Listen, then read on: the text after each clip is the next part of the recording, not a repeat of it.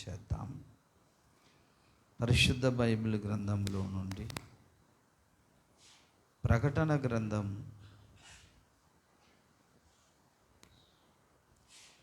22వ అధ్యాయం మొదటి నుంచి మీరు చదివినట్లయితే, మరియు ఆ స్ఫటికము వలె మెరయునట్టి జీవజలముల నది దేవుని యొక్కయు గొర్రెపిల్ల యొక్కయు సింహాసనమునొద్ద నుండి ఆ పట్టణపు రాజవీధి మధ్యను ప్రవహించుట.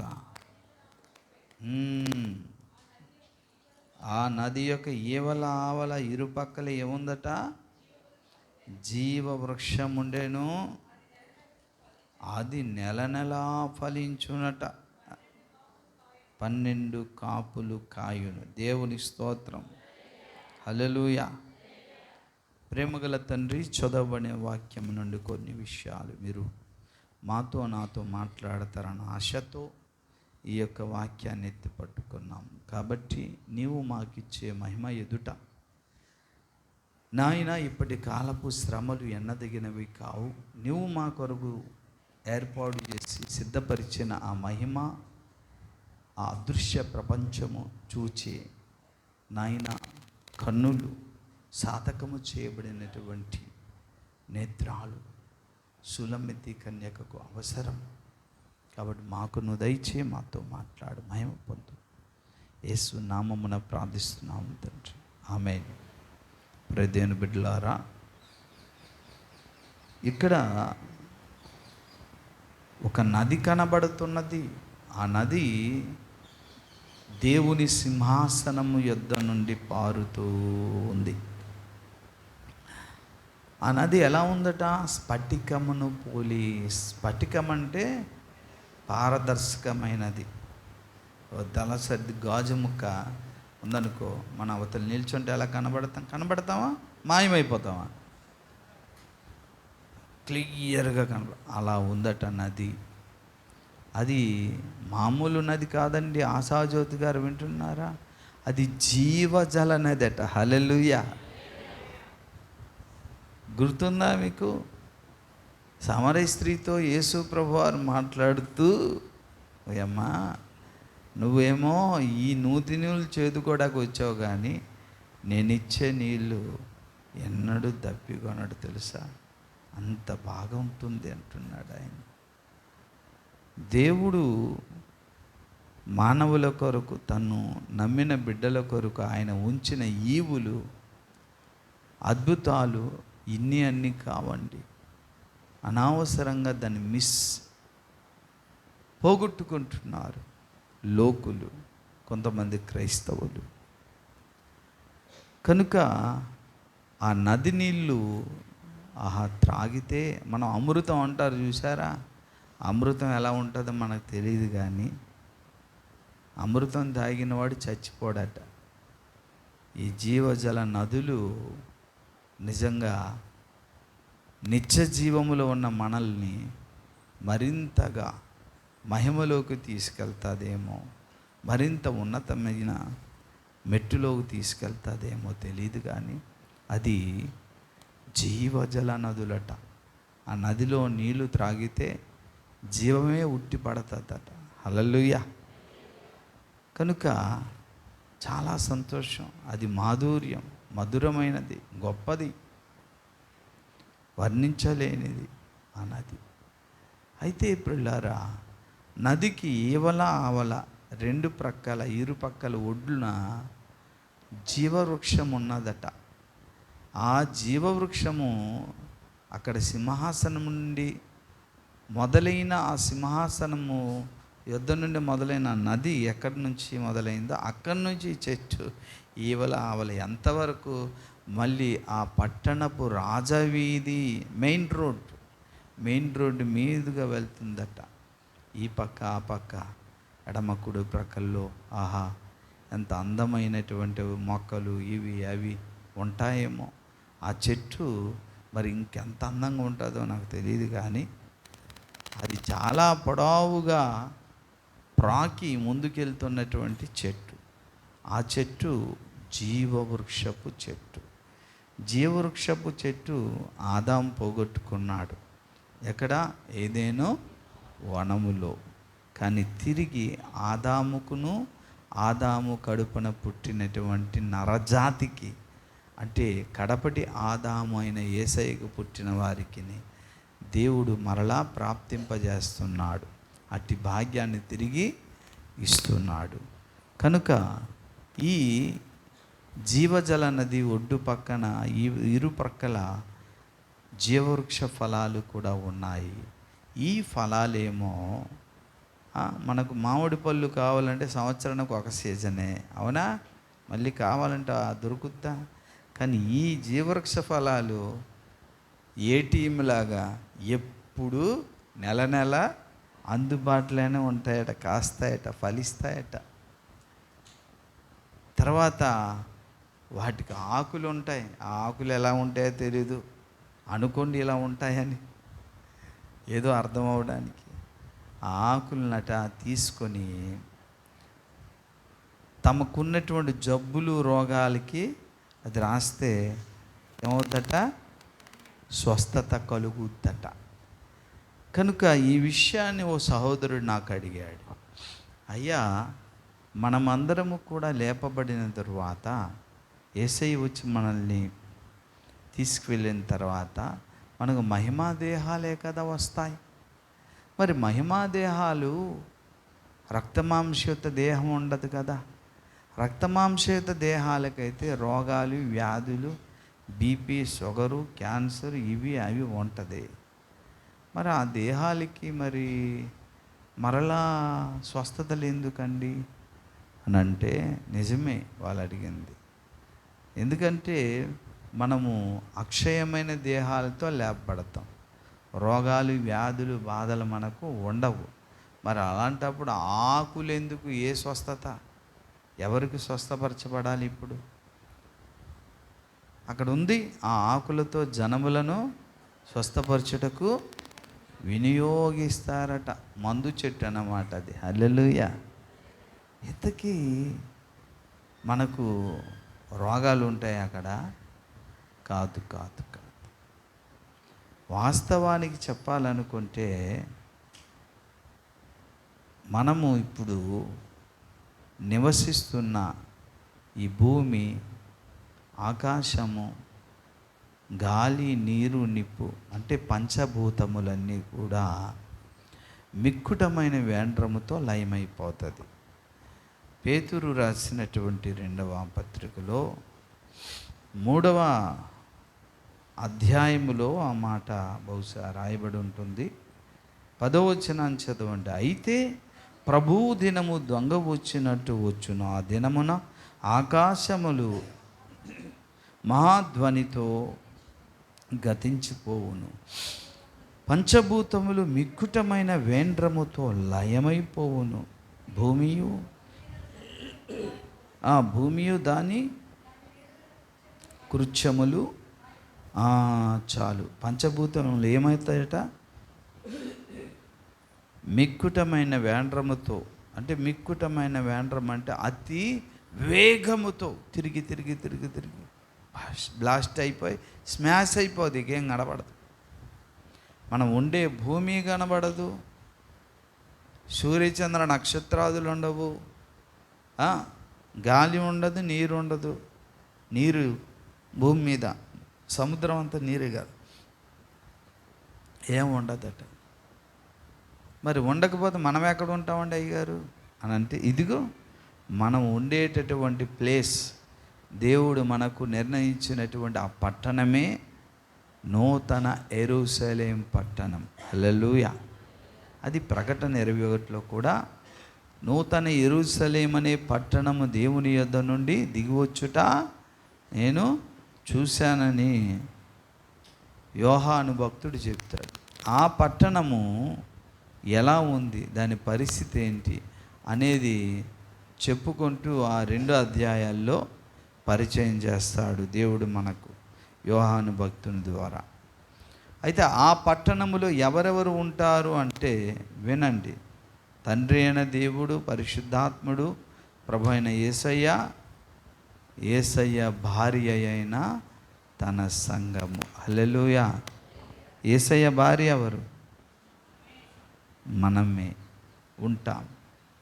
ఉన్న తర్వాత ఇలా కొన్ని యుగాలు దేవునితో పాటుగా జీవిస్తున్నప్పుడు దేవుని యొక్క ఆజ్ఞానుసారముగా కుమారుడైన దేవుడు అంటే రక్షకుడైన మన ప్రాణప్రియుడు మన యేసయ్య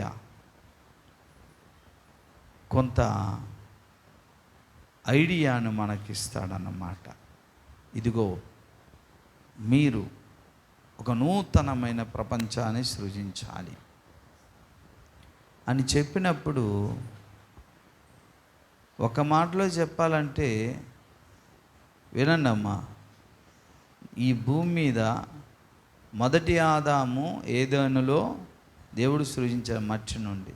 తర్వాత అవ్వ, అవునా? మొదటి ఆదాము, మొదటి అవ్వ సృజించి వాళ్ళు ఈ భూమి అనే ఇంటి మీద కాపురము చేసి ఈ జనాంగాన్ని కన్నారు. మనమందరము పుట్టాం, అవునా? అయితే ఇక్కడ కడపటి ఆదామైన యేసయ్య, కడపటి అవ్వ అనే సంఘము ఈ నూతన యెరూషలేములో ఉండి ఏం చేస్తారట? తమ కాపురమును అనగా తమ ఉన్నటువంటి సంగమము ద్వారా కొంత సృష్టిని తయారు చేస్తారు. యేసయ్య ఉంటారు, ఆయనతో మనమందరం ఉంటాం. ఆయన ఒక ఆజ్ఞ చేస్తాడు, ఇలాగ సృష్టిని చేయాలి. తండ్రి యొక్క దేవుని ఆజ్ఞానుసారంగా ఎలా చేద్దాం, ఏం చేద్దాం అని చెప్పేసరికి మనకు కొన్ని ఐడియాలు దేవుడు నేర్పించాడు కదా. మనము జ్ఞానాన్ని సంపాదించుకున్నాం కదా. ఆ జ్ఞానము కూడా ఆయనే, జ్ఞానప్రదాత ఆయనే. జ్ఞానమైన దేవుడు యేసయ్యే. మనకుంటూ కొంత జ్ఞానం ఇచ్చాడు. కాబట్టి యేసయ్య యొక్క జ్ఞానము, సంఘముకు అందరిలో ఉన్నటువంటి జ్ఞానము, ఈ రెండు జ్ఞానాలతో ఏం చేస్తారట? ఒక కొత్త ప్రపంచాన్ని సృజించి నూతన యెరూషలేము నుండి బయటికి పంపిస్తారన్నమాట. ఒక ప్రపంచం సృజించబడుతుంది కొత్తగా. మరి ప్రపంచము, ఆ ప్రపంచములో ఒట్టి ఖాళీగా ఉంటేలాగా? దేవుడు ఈ భూమిని చేశాక ఖాళీగా వదిలాడా? జీవరాశులన్నింటినీ నింపాడు కదా. అలాగునే యేసయ్య భార్య అయిన ఎవరు? ఆయన భార్య సంఘము కలిసి ఏం చేస్తారో తెలుసా? కొత్త జనాంగాలను సృజిస్తారన్నమాట. హల్లెలూయా. బహుశా నేనైతే అనుకుంటున్నాను, సృష్టిలో 2 విడతలుగా జరిగినప్పుడు ఓ 2 ప్రాణుల ద్వారా కోట్ల మంది పుట్టేటట్లుగా కూడా చేశాడు దేవుడు. ఒక్కోసారి కలుగునుగాక అనగానే ఒక్కసారిగా పుట్టుకొచ్చిన వారు కూడా ఉన్నారు.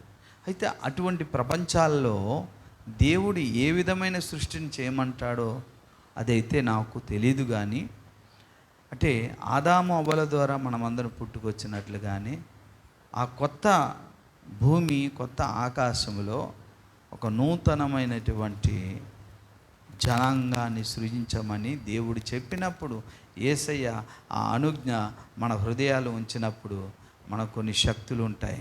కలిపి కొన్నేళ్ళు దానికి టైం తీసుకొని ఇలా ఉండాలి, డిజైన్స్ అలా ఉండాలి. ఇల్లు కట్టుకోవడానికి కిచెన్ ఎక్కడ ఉండాలి, బెడ్రూమ్, డబుల్ బెడ్రూమ్ ఎక్కడ ఉండాలి, బాత్రూమ్ లేవట్ ఇటు ఉండాలి, తర్వాత స్టెల్లార్ ఇటు ఉండాలి, బాల్కనీ ఇటు ఉండాలి, పెరట్ ఇటు ఉండాలి. ఎన్ని ప్లాన్స్ ఉంటాయి లేదా?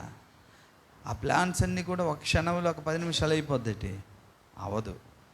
దానికి ఎంతో మరి ఆలోచన చేసి, విచారణ చేసి, ఎంత మెటీరియల్ పడుతుంది ఇవంతా చూసుకొని అప్పుడు ఏదో 6 మాసాలకో సంవత్సరానికో బిల్డింగ్ పూర్తి చేస్తాం. అలాగనే దేవుడు చెప్పిన మాట, సంఘములో కొంతమంది ఇంజనీర్లు లాంటివి ఉంటారు. అందుకే కొత్త సృష్టిని తయారు చేసే బ్రహ్మ పదవిలో కొందరు ఉంటారని చెప్పి బైబిల్ లేఖనాల్లో, అంటే వేరే గ్రంథాల్లో ఉంది. దాన్ని అయ్యగారు, ఓఫీర్ అయ్యగారు చక్కగా వివరించారు.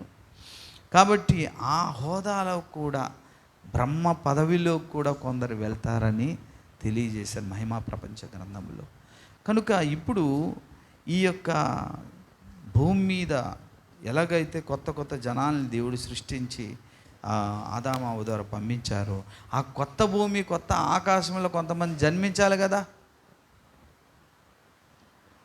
వారికి కూడా ఎవరు కారకులు అవుతారు అంటే యేసయ్య తన అర్ధాంగి అయిన సంఘము కలిపి ఆలోచనలు చేసి ఇలా చేద్దామన్నప్పుడు కొంత జనాంగాన్ని లేదా ఒక ఆదాము అవ్వలాంటి వారిని అక్కడ సృజించి వాళ్ళ ద్వారా కొన్ని సంవత్సరాలలోనే వేల లక్షల కోట్ల మంది జనాభా పుట్టుకొస్తారన్నమాట. ఆ జీవన శైలి, ఆ యొక్క చట్టాలు అవన్నీ వేరుగా ఉంటాయి. అయితే వారు మహిమా దేహాలతోనే ఉంటారు. ఎందుకో తెలుసా? వారు మహిమా దేహాలతో పరిశుద్ధ దేహాలతోనే ఎందుకు ఉంటారు అంటే, పాత సృష్టి గతించిపోయింది. పాత సృష్టి లోపభూయిష్టమైనది. పాత సృష్టిలో పాపం ఉన్నది, సాతాను ఉన్నాడు, పాపపు జనాంగం ఉన్నది. వీళ్ళందరినీ పట్టుకొని ఏం చేస్తారండి? అగ్నిగుండములో, నరకములో యుగయుగాలు కాలుతూ ఉంటారు. ఇక పాపానికి అక్కడ ఆస్కారము ఉండదు కొత్త సృష్టిలో. కానీ దేవుడు ఆ కొత్త సృష్టిలో కొత్త వ్యక్తులను యేసయ్య సంఘము కలుగు చేసిన తర్వాత కొన్ని బలహీనతలు ఉండేటట్లుగా దేవుడు తన అనంతమైన జ్ఞానము చేత వారిని చేయిస్తాడు. అంటే బలహీనతలు అంతే తప్ప రోగాలు కావు. రోగాలంటే ఇప్పటి కాలంలో చూసారా, బీపీ, షుగరు, క్యాన్సర్, కుష్ఠరోగం, ఏదో కొన్ని రోగాలు ఉన్నాయి కదా. అలాంటి రోగాలైతే కావు. అయితే అప్పటి ఆ దేహాలకి ఏదో కొంత బలహీనత అనేది వచ్చేటట్లుగా దైవ నిర్ణయం. ఎందుకు అలా చేశాడంటే వినండి. వారు మనం ఎలాగైతే ప్రతి ఆదివారం చర్చికి వచ్చి దేవుణ్ణి సందర్శించి దర్శించి ఆరాధిస్తామో, వారు కూడా కొంతకాలం అయిపోయిన తర్వాత అప్పుడప్పుడు ఆ భూమి మీద ఉన్న జనాలు ఏం చేస్తారండి? ఈ యెరూషలేము, నూతన యెరూషలేము ఉంది కదా, అక్కడికి వచ్చి దేవుణ్ణి ఆరాధించి తరువాత ఆ జీవవృక్ష ఫలాలు, తర్వాత ఆ జీవవృక్షపు ఆకులను తీసుకొని తమకున్నటువంటి బలహీనతల్ని ఆకులు తీసుకొని జస్ట్ ఇలా రాయిగానే స్వస్థత వచ్చేస్తుంటుంది అన్నమాట. అంటే ఇదిగో నాకు చిన్న బలహీనత వచ్చింది, నేను పలానా ఇక్కడికి వెళ్తే మా అమ్మ ఉంది, అక్కడ అమ్మ దగ్గరికి వెళ్తే అన్నీ తగ్గిపోద్ది అనే ఆలోచన ఆ కొత్త ప్రపంచం, ఆ ప్రపంచంలో ఉన్నటువంటి జనాంగాలకి కలుగుతుంటుంది. ఆ విధంగా వీళ్ళందరూ దేని మీద ఆధారపడతారు? ఇప్పుడు నూతన యెరూషలేము మీద. నూతన యెరూషలేములో ఎవరున్నారు? యేసయ్య, తండ్రి అయిన దేవుడు, ఆయన అర్ధాంగి అయినటువంటి సంఘం ఉంది.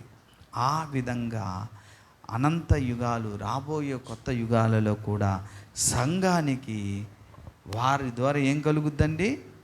ఘనత కలుగుద్ది, మహిమ కలుగుద్ది. అలా మహిమ కలుగుతూనే ఉంటుంది.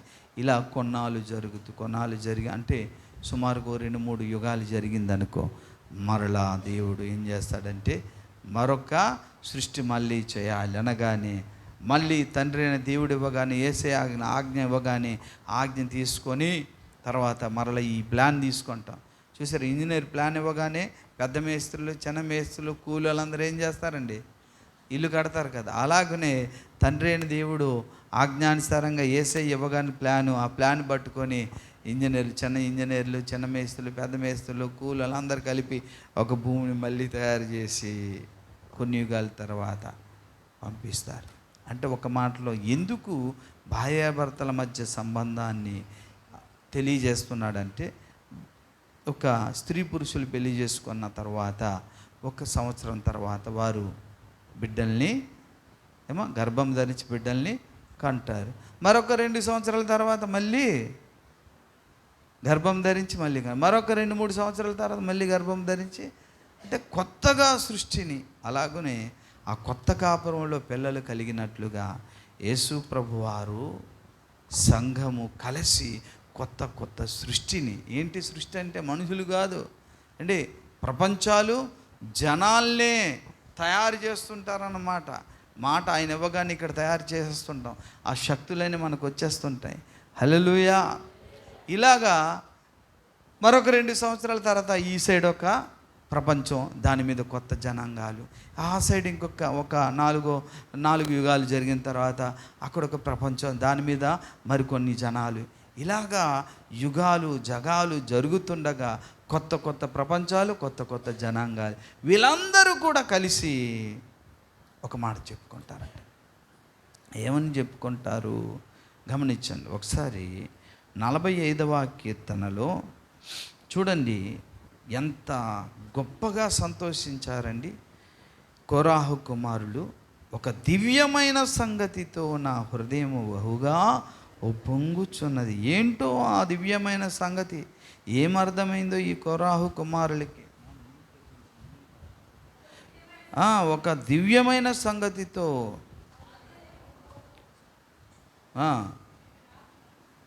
నేను రాజును గూర్చి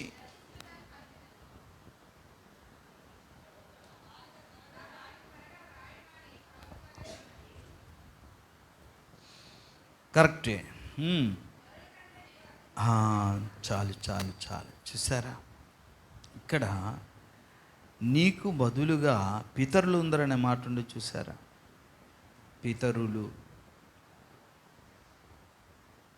15 ఉత్సాహ సంతోషములతో వారు వచ్చుచున్నారు, రాజనగరులో ప్రవేశించున్నారు.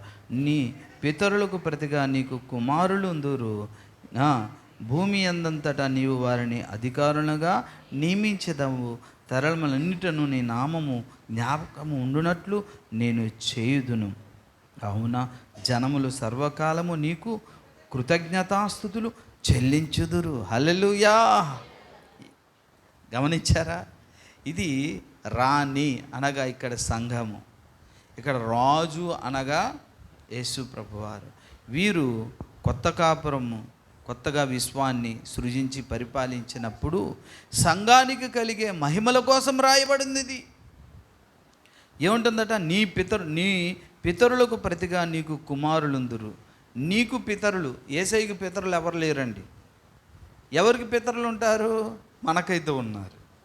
మనకు బదులుగా జనాంగాలు మరలా పుట్టుకొస్తాయట. వారట మనల్ని చూసి ఎప్పుడూ కూడా కృతజ్ఞతాస్తుతులు చెల్లించుదురట. తరములన్నిటను నీ నామము జ్ఞాపకం ఉంచున్నట్లుగా నేను చేయుదును. భూమి ఎందంతటా నీవు వారిని అధికారులుగా నియమించదవు. అనేక జనాల్ని పుట్టుకొచ్చేసి తీసుకెళ్ళి అక్కడ పెడుతుంటామట. అంటే దేవుడు మనల్ని కూడా సృష్టికర్తలుగా చేస్తున్నాడు. హల్లెలూయా. ఎంత అద్భుతం అండి, నిస్వార్థమైన దేవుడు. ఇలా అనంత కోటి భూములను అలా చేస్తూ చేస్తూ చేస్తూ ఉన్నప్పుడు ఆయా జనాంగాలన్నీ చెప్పుకుంటాయట. ఒకసారి గమనించండి, కీర్తనల గ్రంథం 81 అనుకున్నాను, 82వ కీర్తనలో ఇక్కడ ఒకసారి చూస్తున్నాను. ఒకసారి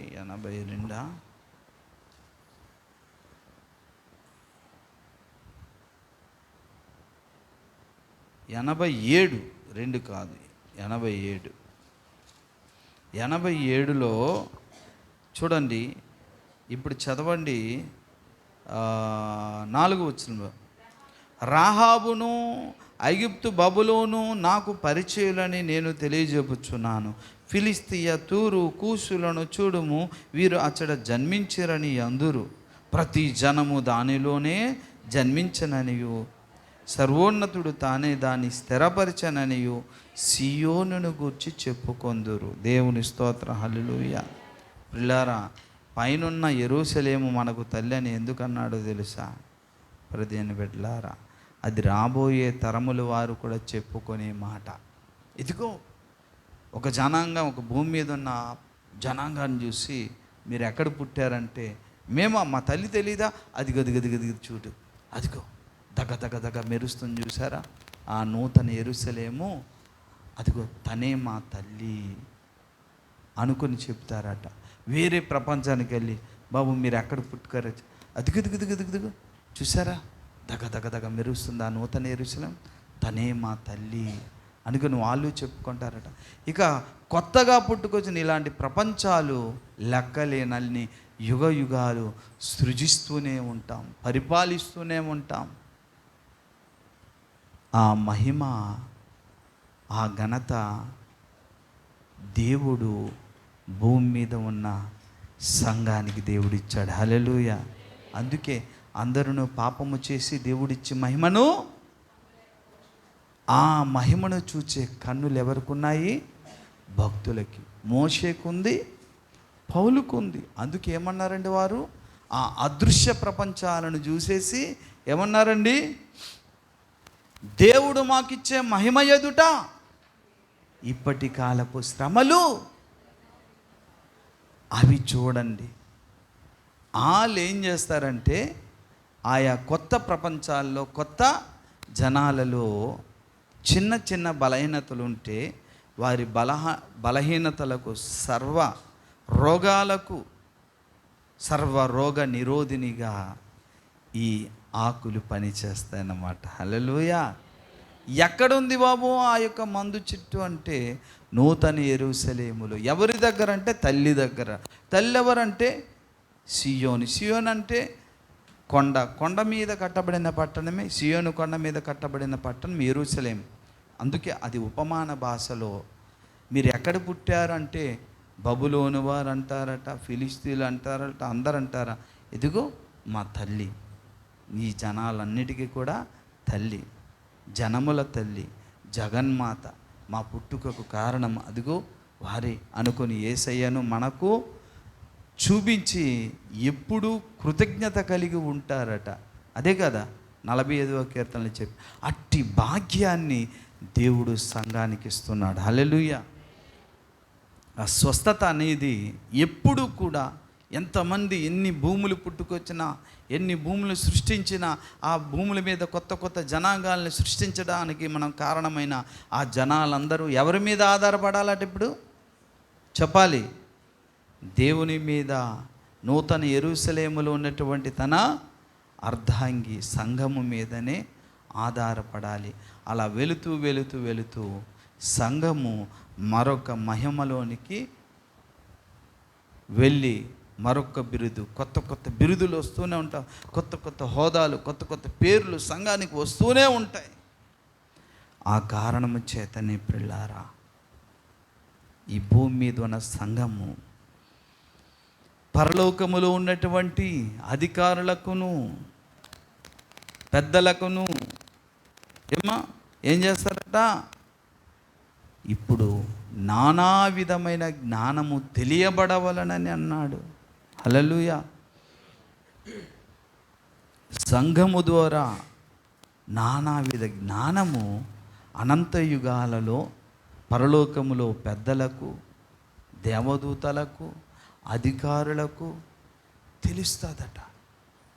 అంత జ్ఞానాన్ని దేవుడు తన సంఘానికి ఇచ్చి నడిపిస్తాడట. అందుకే మనం బైబిల్ బాగా చదివితే విశ్వాన్ని పరిపాలించే జ్ఞానం కూడా వస్తుంది. అందుకే చదవమంటున్నాడు దేవుడు. ఊరకనే చెప్పలేదు. దివారాత్రము ధర్మశాస్త్రమునందు ఆనందించి ధ్యానించువాడు ధన్యుడు. ధన్యుడు ఎందుకు ధన్యుడు చెప్పండి? ఎందుకు ధన్యుడు? ఆకువాడక తన కాలమందు ఫలమిచ్చు చెట్టు వలె ఉండి, గాలి చెదరగొట్టే పొట్టు వలె కాక చెట్టు వలె ఉంటాడు, ఫలమిచ్చు చెట్టు వలె. ఏంటి ధన్యత అంటే? విశ్వాన్ని పరిపాలించి జ్ఞానమంతా సంఘానికి ఉంటుంది. అందుకని సంఘములో అందరూ బైబిల్ చదివితే, చూడండి నా మాట నేను చూపించేసి ముగించేస్తున్నాను. కొలస్సీలకు రాసినటువంటి పత్రిక,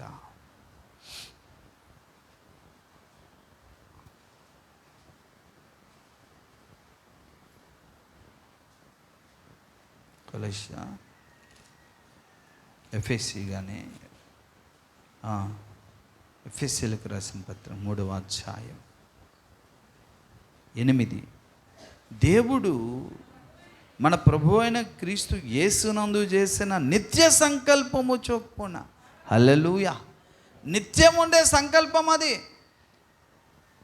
ఏదో 10 రోజులుండి 5 సంవత్సరాల తర్వాత ప్రభుత్వం మారిపోయే సంకల్పం కాదు ఇది. తెలుగుదేశం ప్రభుత్వం మళ్ళీ మారిపోద్దా లేదా? వైఎస్ఆర్ ప్రభుత్వం మారిందా లేదా? అలా మారిపోయే సంకల్పం ప్రభుత్వం కాదు ఇది. నిత్య సంకల్పము చొప్పున పరలోకములో ప్రధానులకు, అధికారులకు, సంఘము ద్వారా తన యొక్క, చూసారా, సంఘం అంటే ఎవరు? మనము. మన ద్వారా ఏం తెలియాలట? ఎవరికి తెలియాలట? పరలోకములో ప్రధానులకు, పరలోకములో అధికారులకు ఏం తెలియాలట? నానా విధమైన జ్ఞానము ఇప్పుడు తెలియబడవలనని ఉద్దేశించి శోధింప సఖ్యము కాని క్రీస్తు ఐశ్వర్యం. దేవుని స్తోత్రం, హల్లెలూయా. ఎంత పరిశోధించిన ఈ లోకానికి ఆ మర్మాలు తెలీదు. అటువంటి గొప్ప జ్ఞానాన్నిచ్చి ఎలా చేస్తున్నారు వీళ్ళు? కొత్త సృష్టి, అర్థమైందండి? ఇప్పుడు తయారు చేశారండి, సృష్టికి ప్రతిష్ఠి. ఎంత బాగా చేశారండి అని అనుకుంటాం. కానీ ఒరిజినల్ చూడండి, ఇందులో జీవం. ఇది 10 సంవత్సరాల తర్వాత కూడా ఇలాగ ఉంటుంది, పెరగదు. ఇది మహావృక్షం. ఎలా? ఆశ్చర్యమా కాదా? చెట్టు చూడండి, పువ్వులు చూడండి, జంతువులు చూడండి, ఎలా చేశారు దేవుడు తన అనంత జ్ఞానం చేత. అలా ఆశ్చర్యపోతారట మన కోసం. ఆశ్చర్యపోయి ఏమంటారట తెలుసా? మేమందరము కూడా పుట్టడానికి కారణదిగో ఆ తల్లి నుండే మేము పుట్టుకొచ్చాం. మా తల్లి, ఆమె జనముల తల్లి, జగన్మాత, ఆమెను నమస్కరించండి అని సూర్య నమస్కారాలు చేస్తారట. కాబట్టి ఆ బలహీనమైనటువంటి చిన్న చిన్న బలహీనతలు, పాపం ఉండదు. గమనించండి, కొత్త ప్రపంచాల్లో పాపం ఉండదు. ఆ జనాంగాల్ని సృష్టించేది ఎవరు చెప్పాలి? యేసయ్య. మరియు సంఘం అంటే ఎవరు? నువ్వే, నేనే. అంతటి ఉన్నత స్థానాన్ని దేవుడు మనకిస్తున్నాడు. అది మహిమను ఇచ్చుటంటే. అందరూ పాపము చేసి దేవుని మహిమను పొందలేకపోతున్నాడు. ఎందుకో తెలుసా? ఆయన తన మహిమను అనుగ్రహిస్తున్నాడు, కానీ మనం పొందుకోలేకపోతున్నాం. కానీ మనం పొందుకుంటున్నాం, ఎందుకంటే మనం నమ్మాం కాబట్టి. చాలామందికి కూడా దేవుడు పక్షపాతం లేకుండా, రండి నేను అలా పరిపాలన చేయడానికి మిమ్మల్ని తీసుకెళ్తాను, ఆ మహిమ రాజ్యాన్ని ఇస్తాను. వైసీపీ లేదా తెలుగుదేశం ఒక ఇల్లు ఇవ్వగానే ఎంత చక్కగా చెప్పుకుంటున్నాం తెలుసా? మాకు ఇల్లు ఇచ్చింది, అమ్మఒడి ఇచ్చింది తెలుసా, నాకు పలానా ఇది వచ్చింది, లేదా చంద్రబాబు నాయుడు గారు నాకు పలానా డ్వాక్రా స్కీమ్ పెట్టారు, ఇవి ఇచ్చారు, అవి ఇచ్చారు అని చెప్పుకుంటున్నావా? దేవుడు ఇది అది కాదు, తన మహిమ రాజ్యాన్ని, తన మహిమలను, తన శక్తిని ఇచ్చేస్తున్నాడు. నువ్వు నాలాగా సృష్టిని చేయమని. ఇంకేటి కావాలి నీకు? ఇల్లు ఆగలా? అరే అలాంటి భూములే చేసేస్తున్నాం. ఆ మహిమను దేవుడు ఇస్తున్నాడు. మన దేవుడు మహిమగల దేవుడు మాత్రమే కాదు, తన మహిమను కూడా మనకు ఇచ్చేస్తున్నాడు. అంత మహిమగల దేవుడు కాబట్టే ఆ మహిమను మనం పొందుకోవడానికి, ఆ అదృశ్యలోకాన్ని మనము చూడ్డానికి మనకు సాధకము చేయబడిన జ్ఞానేంద్రియాలు కూడా అవసరం. ఎవరైతే ఆ అదృశ్య మహిమ ప్రపంచాన్ని చూడగలుగుతారో వారు ఈ భూమి మీద శ్రమలు, వ్యాధులు, బాధలు, రోగాలు, కష్టాలు, నిందలు, సమస్యలకు లొంగిపోరు. దాన్ని ఎలా చూస్తాడట? నీవు నాకిచ్చే మహిమ ఎదుట అవి ఎన్నదగినవి. టేక్ ఏదో రోజు మేము విడిచి చచ్చిపోతాం, ఇదే మాత్రం. ఎన్నాళ్ళు నీవు జీవించినా గాని ఏముంది ఈ లోకములో,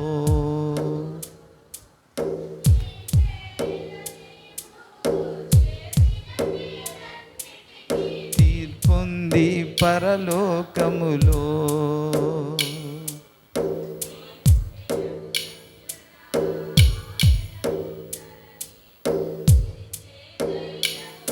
అదండి, సిగ్గుపడనక్కరలేని పనివానిగా ఆయన ముందు ధవల సింహాసనం అంటే ఆయన న్యాయ సింహాసనం ముందు, న్యాయపీఠం ముందు నిలబడే ధైర్యం మనకు ఉండాలంటే ఇదిగో ఈ మహిమను చూచేటటువంటి కన్నులు నీకు నాకుంటే,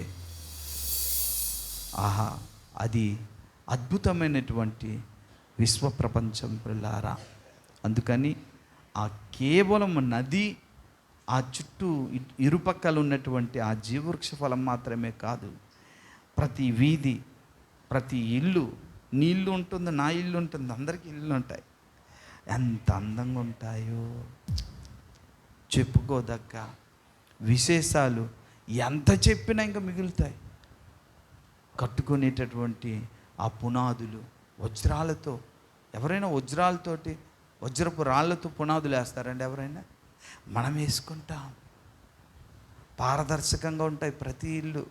ఎటు చేసిన సెలయేర్లు, ఎటు చూసినటువంటి పూల తోటలు, ఎటు చూసినా సరే అదొక రకమైన వాతావరణం, రంగు రంగు విచిత్రాలు, చల్లగా, సూర్యుడు ఉండదు, వేడి ఉండదు, ఎటుపోయినా మెరుస్తుంటుంది, అందరి మొహాలు తెల్లగా పరిశుద్ధంగా ఉంటుంది.